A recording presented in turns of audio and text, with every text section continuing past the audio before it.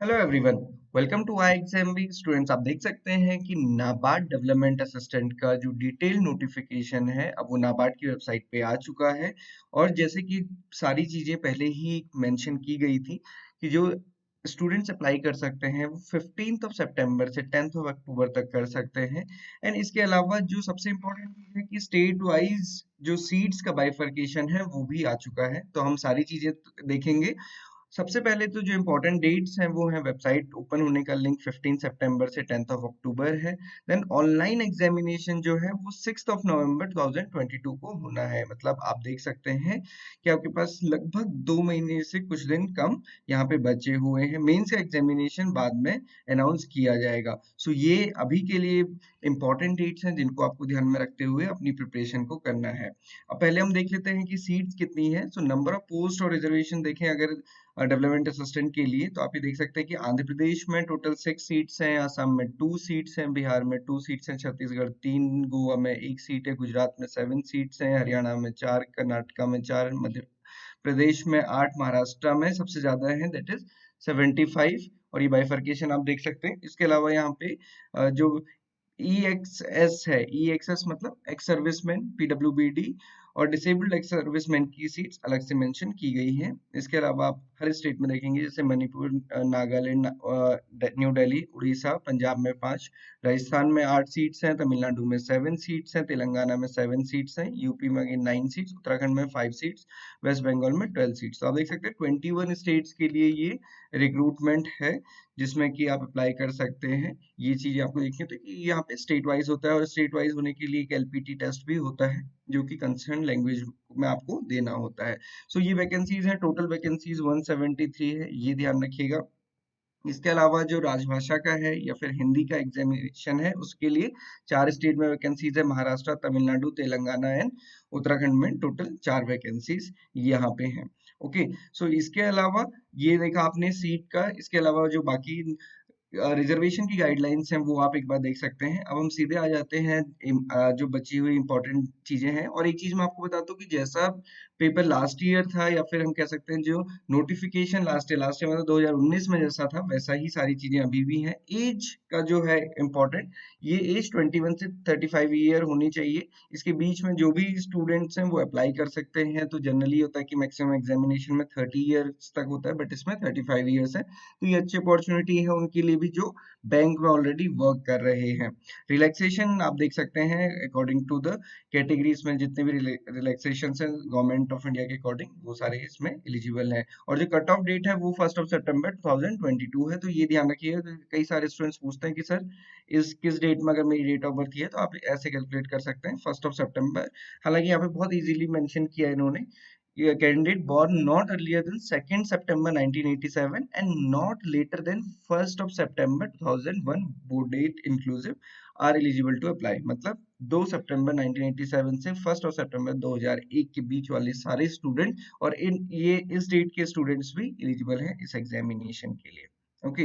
अब आते हैं एजुकेशनल क्वालिफिकेशन में, तो उसकी कट ऑफ डेट भी 1 सितंबर 2022 है। मतलब इस दिन तक आपके पास डिग्री होनी चाहिए। और डिग्री क्या चाहिए होनी चाहिए, एलिजिबिलिटी क्या है, बैचलर डिग्री होनी चाहिए एनी डिसिप्लिन में विद मिनिमम ऑफ 50% मार्क्स। बस किसी भी सब्जेक्ट में आपका ग्रेजुएशन है 50% मार्क्स में तो आप इसमें एलिजिबल हैं।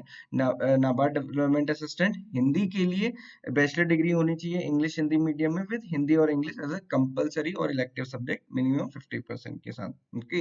तो बाकी परसेंटेज का तो जो क्राइटेरिया है CGPA OGPA CPI में है तो उसको कैसे कन्वर्ट करना है ये यहाँ पे मेंशन किया हुआ है। अब आते हैं शेड्यूल ऑफ एग्जामिनेशन या स्कीम ऑफ एग्जामिनेशन के लिए। अच्छा, उससे पहले एक और इम्पोर्टेंट देख लेते हैं कंडीशन। ये कंडीशन है candidate applying for a post in a particular state should be proficient in the official language of the state, that is should be able to read write speak understand the language, जिसके लिए एक LPT examination जिसको हम phase 3 भी कह सकते हैं वो होता है। बट वो केवल क्वालिफाइंग इन नेचर होता है। मतलब अगर आप उत्तर प्रदेश के रहने वाले हैं, आप उड़ीसा से भर रहे हैं, तो आपको उड़िया जो लैंग्वेज है वो आनी चाहिए। आप उसको पढ़ने में लिखने में बोलने में सक्षम होने चाहिए, जिसके लिए एक LPT एग्जाम होगा, उसको आपको क्वालिफाई करना कंपलसरी है। तो जो स्कीम ऑफ एग्जामिनेशन है वो जैसे लास्ट ईयर थी 2019 में थी वैसी अभी भी है। आप देख सकते हैं इंग्लिश में 40 क्वेश्चंस, न्यूमेरिकल एबिलिटी में 30 क्वेश्चंस, रीजनिंग में 30 क्वेश्चन, टोटल 100 मार्क्स का ही है और कंपोजिट ऑफ 60 मिनट, मतलब कंपोजिट टाइमिंग है 1 आवर की। ये प्रीलिम्स रहेगा। प्रीलिम्स अगेन क्वालिफाइंग है और इसके बेसिस पे केवल फेज 2 के लिए सिलेक्शन होगा।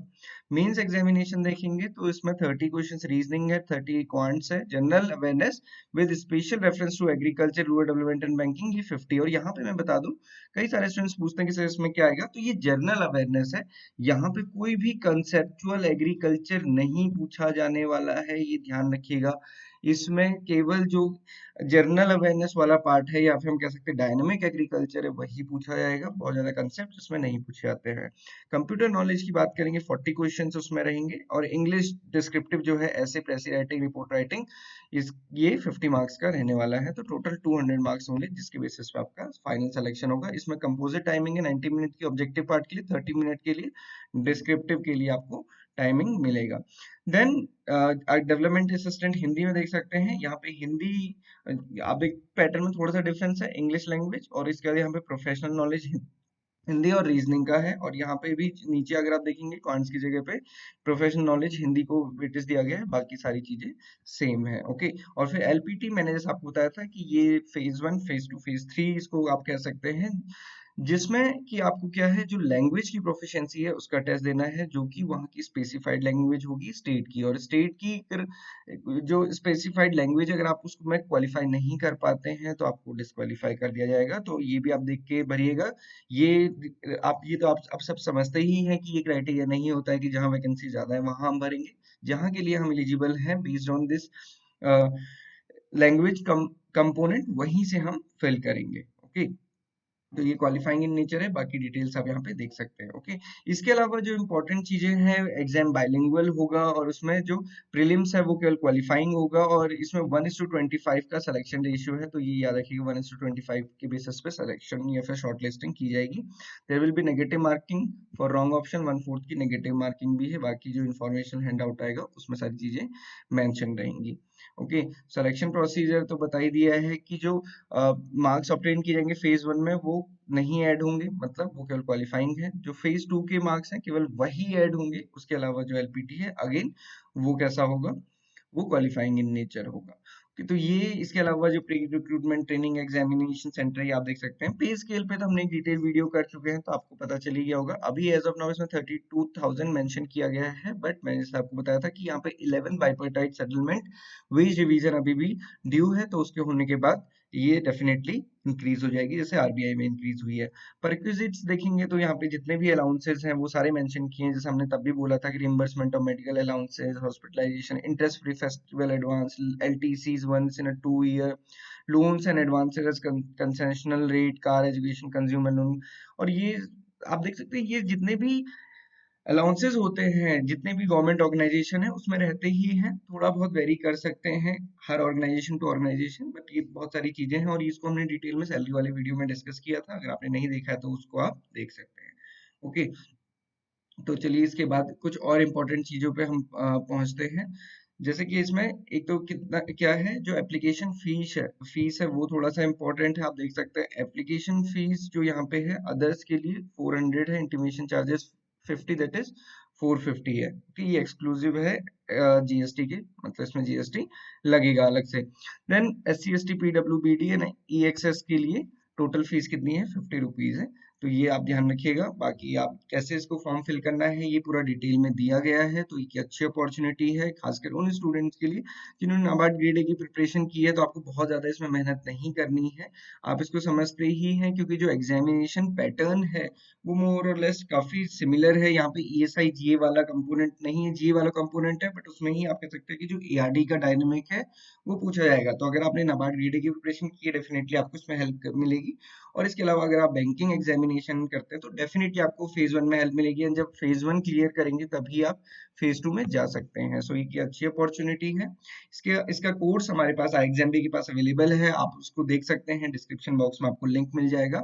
आप उसमें डेमो देखिए एंड आप उसके बाद उसको परचेज कर सकते हैं। मैं आपको बता दूं कि अभी बिग बी डेज IXMB में वंस इन अ ईयर जो हमारा डिस्काउंट रहता है हर कोर्सेज में वो अभी लाइव है। अगर आप किसी भी एग्जामिनेशन की प्रिपरेशन करना चाहते हैं और वो भी iXamB के साथ, तो आप फिर उसको एनरोल कर सकते हैं। सो आप वेबसाइट को जरूर विजिट करें, आपको वहाँ पे previous year papers, mock test वगैरह सब कुछ मिल जाएंगे। So this is all for today. Thank you everyone for watching this video and have a good day ahead.